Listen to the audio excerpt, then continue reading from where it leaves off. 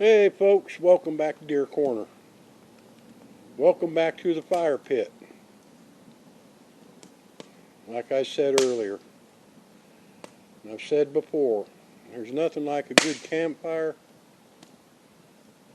to end up a day. And I'll sit around a campfire every day I can. Something soothing about it. I don't know what it is, but there is. I'd rather sit in front of a fire instead of in front of a TV, that's for sure. But we had a good day today. Got out, got some scouting done. Got the location for a new deer stand in. They cut some more firewood. We're about done with our firewood cutting. Now it's to hauling it in and splitting it up. But today we had a discussion, and it brought up a story, and it's kind of a sad story, but it's part of history of this area. And not only this area, it's history all the way up the coast, all the way up to Maine. And a lot of people don't believe in Rosie the Riveter. Well, that was then. But yeah, Rosie the Riveter did actually come about. But way before World War II. Rosie the Riveter came about in 1840s, 1850s. And this story is kind of sad. It's part of history. And I'm going to call it The Lady in Gray.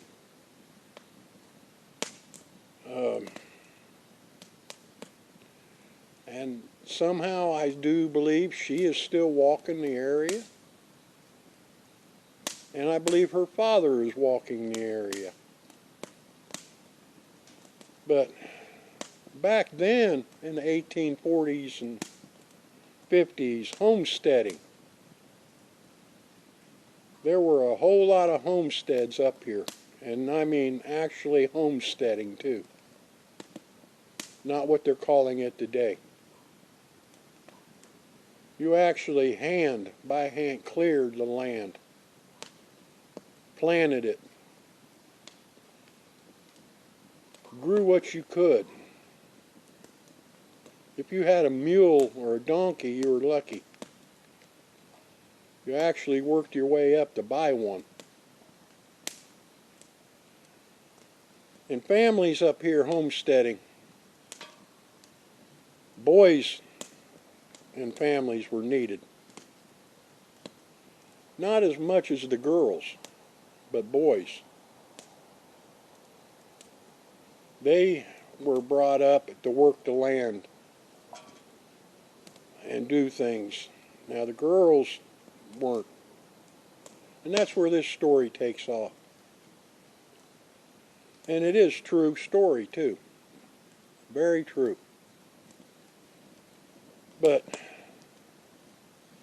back then things were different, but they're not different. They weren't lazy. And if you had several girls in your family, and the man of the house was the man of the house, what he said goes. And about then, the cotton mills and the cotton gins and were taken off down south here 40 miles, 50 miles, even further than that. And they were weaving, and what came about was the owners of these places were hurting for labor. Because you got to keep in mind, boys at the time, they were used as labor on the farms, especially up in here, and in a lot of places, all the way up to Maine. The boys were used as animals. They were used as farms. If you didn't have a horse to pull a plow, the boys pulled that plow. But you had the girls. And you had the textiles coming in. And what they did was they would go to these homesteaders and to the man of the house and give him an offer. And what they did was the girls between the ages of 13 and 16. 13 years old and 16 years old. They gave on a handshake that they would take them, let them work, give them a little bit of money, room and board, and send money back home to the farm. Well, this girl, her name, I'm going to call her Mary.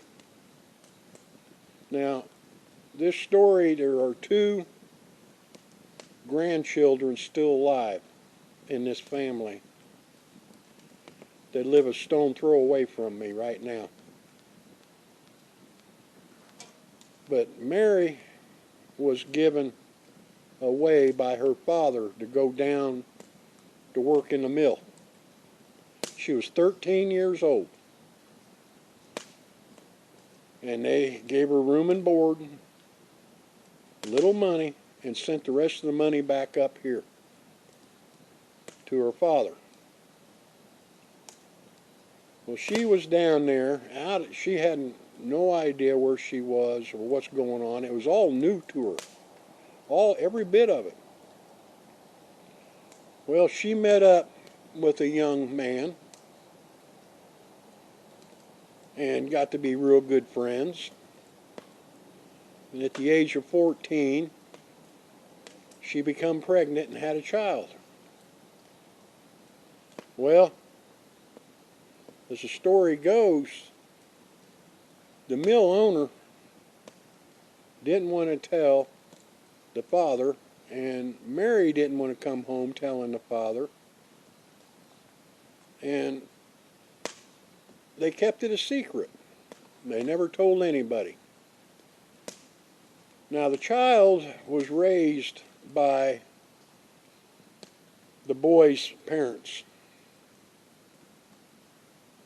And when Mary became 16, that was old enough for her family to get her married up here. So she was sent home. The child stayed down there with his parents. So Mary come back up here and didn't say anything to anybody. And that went on for several years, and Mary became 21 years old. She never cared about anybody. She never chased any suitor, even though they came knocking. And 21 years old, you become an old lady by then. And it just went on. And Mary became in her 30s, mid-30s, I believe it is, that this young suitor showed up and wanted to work for her father. And he hired him on,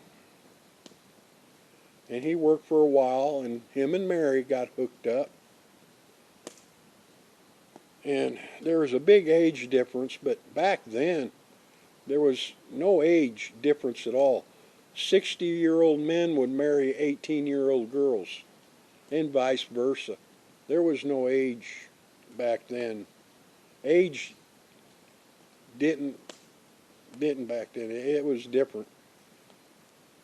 It wasn't until 80 years ago that age actually become close to being equal. But anyway, Mary and this suitor,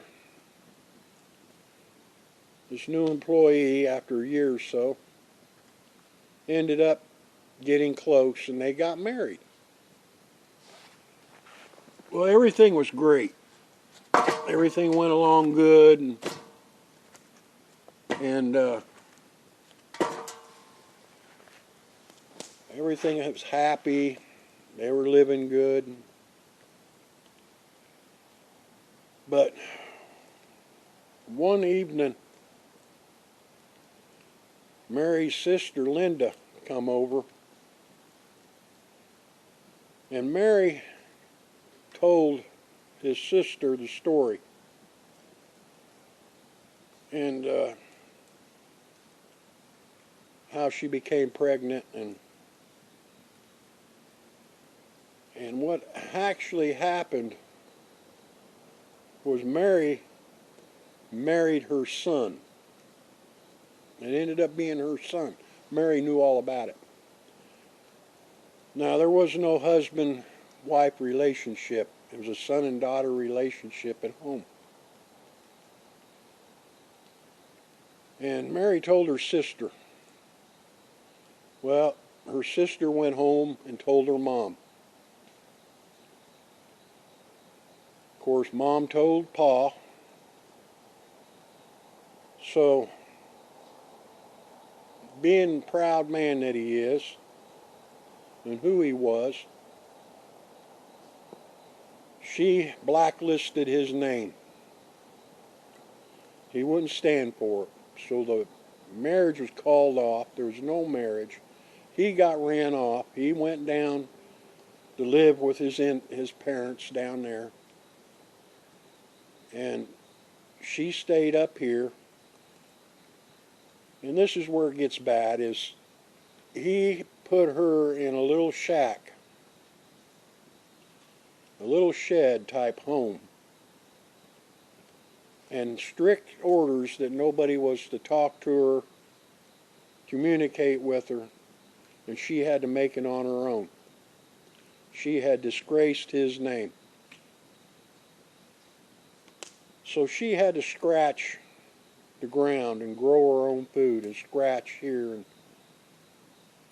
and had no one to talk to, and not even her mother. And this went on for quite a few years. And she had a horrible, horrible life. He made her life horrible. But looking at it, it wasn't her fault. It was his fault. By sending her away to an unknown place that she had no idea what was going on. Well, one winter, they really didn't talk. They didn't get along. They just, one winter, it was mentioned no one seen Mary outside, and this went on for several days. Go check on, nobody would go check on her. The men would say, we don't have horses, they're gone, and they always had an excuse. So the mother went to the preacher one Sunday and asked the preacher to go check on her. Now, the preacher at the time up here was the constable and a tax collector and a preacher. He knew everybody. So the preacher went, knocked on the door, and made his way in. And Mary was passed away in the bed. And the thing is, what the story goes is, she had a couple tablespoons of molasses and a little bit of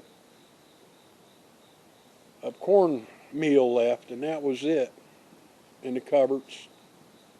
No firewood, no nothing. She basically starved to death and froze to death. And this story takes a turn, and it is a true story of what happened. So the preacher went up and told Mary's mom. And Mary's mom fell out. She fell out. Well, they had a very small funeral, put her in a wooden box and buried her. had a headstone made with just her name on it. That was it, just her name. And I could put my hand on that headstone. And after the funeral, and this was a couple weeks later, Mary's mom got and got to the point she couldn't take it anymore, that she kicked Mary's dad out of the house and told him to live in the barn from now on. She didn't want nothing to do with him, the way he treated Mary. And one evening, Mary's mom, Elizabeth, carried out the supper to her dad, Mary's dad, her husband, out to the barn. And they got into an argument. And what happened, I don't know, but Mary's mom stabbed and killed Mary's dad with a pitchfork. And of course, here come the preacher, the constable, and Mary's mom, Elizabeth, told the constable that he got what he deserved for what he did to Mary. And the constable took it in consideration. Now, his death was written up as an accidental death. And that's in the books. You can read it. It's there, written up as an accidental death. Well, when Mary's mom passed away, the land that they have was given to Mary's son, not to the rest of the siblings. To Mary's son got it. Now, part of the original house is still here, where the family lived. It's been added on, but it's still here. Mary's house, part of it was still here. It was added on, but it was still here, where Mary lived. A couple of years ago, that house caught fire, where Mary lived. And it almost burned all the way down. And the two grandchildren of Mary, before that house got cold, they had, and this is it, they bulldozed and leveled and buried Mary's house, and hopefully buried Mary. Now, I call this the Lady in Gray because there were sightings up here of a lady that walked around in gray. And when she was young, it's close enough to where we're sitting right now that she could have walked or played right here. That's how close this is. And he was buried in a tombstone on that. It's just his name. Just like Mary, his name. And I can put my hand on both tombstones. Nothing else, just their name. And I believe, and I had some game pictures, and if you look at the pictures, it looks like a man and his dog. And I believe it's him. And the lady in gray in pictures, I believe it's her.